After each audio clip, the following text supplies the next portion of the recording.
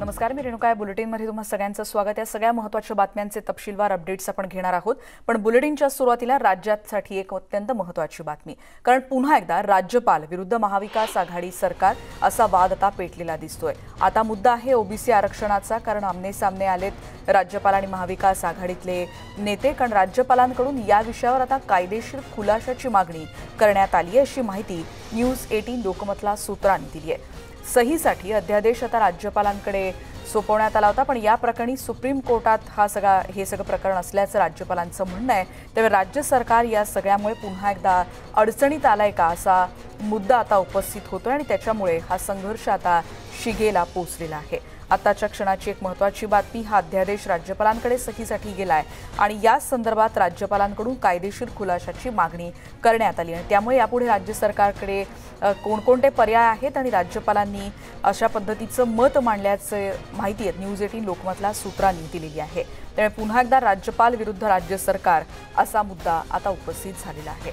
आताच्या क्षणाची महत्त्वाची बातमी. त्यामुळे पुन्हा एकदा हा वाद पेटणार का, असा प्रश्न उपस्थित होतोय. महाविकास आघाडी सरकारला ओबीसी आरक्षण द्यायचं नाहीये, हेच राज्यपालांनी पाठवलेल्या प्रस्तावावरून सिद्ध झालंय, अशी टीका भाजपचे आमदार गोपीचंद पडळकर यांनी केली. या प्रस्थापितांच्या सरकारला मुळात ओबीसींना आरक्षणच द्यायचं नाही, हे राज्यपालांच्याकडे प्रस्ताव पाठवलाय त्याच्यावरून सिद्ध होतंय. कारण की माझ्या माहितीप्रमाणे शासनाचा जो मूळ प्रस्ताव आहे, या प्रस्तावामध्ये विधी व न्याय खात्याने स्पष्टपणे नमूद केले आहे की अध्यादेश काढण्यापूर्वी सर्वोच्च न्यायालयाची परवानगी घेणं अत्यावश्यक आहे. या सगळ्या खात्यांचे प्रमुख म्हणून माननीय मुख्यमंत्री महोदयांना मला हेच विचारायचं आहे की त्यांना त्यांच्या शासनामध्ये नेमकं काय घडतंय याचा खरोखरच सुगावा नसतो का, की या सगळ्या विभाग प्रमुखांशी संवाद साधायला त्यांना वेळ नसतो. आणि या संदर्भात आपण अधिक बोलणार आहोत. आमच्या प्रतिनिधी स्वाती लोखंडे आता आपल्या सोबत आहेत. स्वाती, आपण बघतोय आणखीन एक नवीन वाद आता सुरू झालाय. काय चर्चा या सगळ्या वादावर, ओबीसी आरक्षणाच्या वटहुकुमावर आता राज्यपालांनी अशी त्या संदर्भात सहीसाठी एकीकडे तो अध्यादेश राज्यपालांकडे गेलेला आहे. या संदर्भात काय चर्चा सध्या रंगताना दिसतात? रेणुका, आपल्या लक्षात घ्यायला पाहिजे, आपण खरं तर सूत्रांनी माहिती दिल्याप्रमाणे आपण सांगितलं होतं की राज्यपालांनी या वटहुकुमावर सही करण्यास मनाई केली आहे आणि महाविकास आघाडीमधल्या मंत्र्यांनी यावर शिक्कामोर्तब केलं. हसन मुश्रीफ यांनी स्पष्टपणे म्हटलेलं आहे की राज्यपालांनी असं म्हटलेलं आहे की सुप्रीम कोर्टाला तो आधी अध्यादेश अवगत करावा आणि त्याच्यानंतर त्याच्या पुढचा विचार होईल. याचाच अर्थ असा आहे की यापुढे म्हणजे आता 23 सप्टेंबरला याची सुनावणी आहे. उद्याच ही सुनावणी आहे सुप्रीम कोर्टामध्ये आणि सुप्रीम कोर्टामध्ये हा अध्यादेश दाखवला जाईल की राज्य सरकार ओबीसी आरक्षणासंदर्भात नेमकं काय भूमिका घेत आहे. 50% अधीन राहून म्हणजे 50% आरक्षणाची जी मर्यादा आहे त्याच्या अधीन राहून कसं हे आरक्षण दिलं जातंय ओबीसींना, या संदर्भातली माहिती सुप्रीम कोर्टाला दिली जाईल आणि त्याच्यानंतर मग ती राज्यपालांकडे यावं, असं राज्यपालांचं म्हणणं होतं.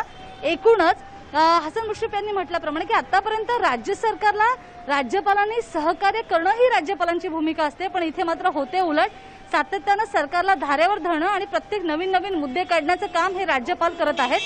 भुजबळांचं असं म्हणणं आहे की ज्या गोष्टी त्यांना गरजेच्या आहेत त्या बदल करून मग तसं केलं जाईल आणि राज्यपाल सही करतील याबद्दल आम्हाला याबद्दल शंका वाटत नाही. पण आपण जर बघितलं की महाविकास आघाडी आणि राज्यपाल हा जो वाद आहे तो काही नवीन नाही आहे, तो सातत्यानं पुढे येतो.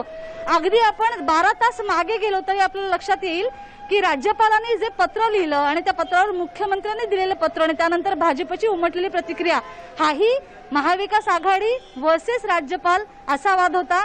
आणि आता पुन्हा हा एक नवा वाद की ज्याच्यावर ओबीसी आरक्षणावर जर राज्यपालांची म्हणजे अध्यादेशावर जर सही झाली नाही तर त्याचं कायद्यात रूपांतर किंवा तो लागू होणारच नाही आणि हे लवकर करणं अपेक्षित आहे. फेब्रुवारीत निवडणुका येऊ घातल्यात आणि त्याच्या आधी हा अध्यादेश येणं किंवा जारी करणं गरजेचं आहे आणि अशात राज्यपालांची ही भूमिका आहे. त्यामुळे 23 सप्टेंबरला हा सुप्रीम कोर्टाकडे सुपूर्द केला जाईल की आम्ही असं करतोय आणि एकूणच आज मंत्रिमंडळाची बैठक आहे, त्यावरही चर्चा होईल.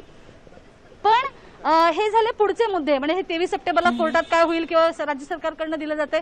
पण ओबीसी आरक्षण मिळावं या संदर्भात सरकारनं अध्यादेश काढावा अशी विरोधी पक्षनेत्यांची आणि विरोधी पक्षातल्या अनेकांची भूमिका होते।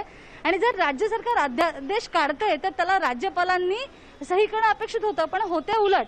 म्हणजे एका बाजूला भाजप असं म्हणते की अध्यादेश काढता येऊ शकतो, अध्यादेश काढला जावा, आणि जर अध्यादेश काढला जातोय तर त्याला राज्यपालच विरोधी भूमिका घेतात।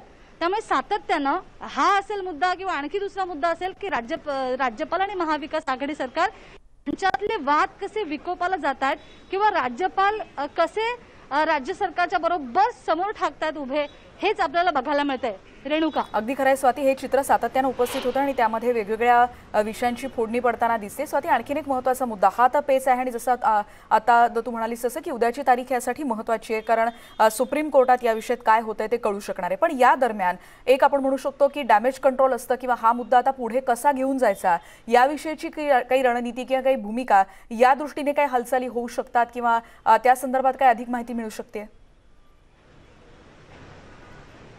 खरं तर राज्यपालांनी जेव्हा मुद्दा मांडलेला आहे त्याच्यानंतर एक तर दोन गोष्टी की महाविकास आघाडीला याचा फटका पडत नाहीये, उलट याचा फायदाच होतोय सध्या तरी या परिस्थितीमध्ये, कारण राज्यपाल सही करत नाहीये।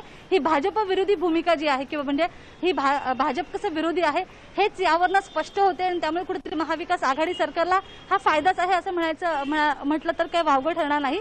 आणि दुसरी गोष्ट की ओबीसी आरक्षणाबाबत म्हणजे आपण बघितलं की मागच्या काही दिवसांपासून की आरक्षण लागू केलं जावं आणि त्याचा या निवडणुकीसह म्हणजे आता ज्या पोटनिवडणुका होऊ घातल्यात त्यांना त्याचा फायदा व्हावा यासाठी ते आरक्षणाचा अध्यादेश काढला जावा असं म्हटलं गेलं होतं। अध्यादेश काढला गेला खरा किंवा त्याच्यावर अजून सही झालीच नाहीये, पण अध्यादेश काढला आणि त्यानंतर याचा फायदा या निवडणुकीला होणार नाही, साहजिकच आहे। पण आपण जर फेब्रुवारीच्या निवडणुका बघितल्या तर त्याच्यासाठी म्हणजे निवडणुकांचं कोणतेही नोटिफिकेशन जाहीर होण्याआधीचे जे कायदे असतात ते त्याला लागू होतात आणि त्याच्यानंतर एकदा का निवडणुकीचं नोटिफिकेशन आलं की त्याच्यानंतर कोणतीही कितीही कायदे पास झाले तर त्याला लागू होत नाही।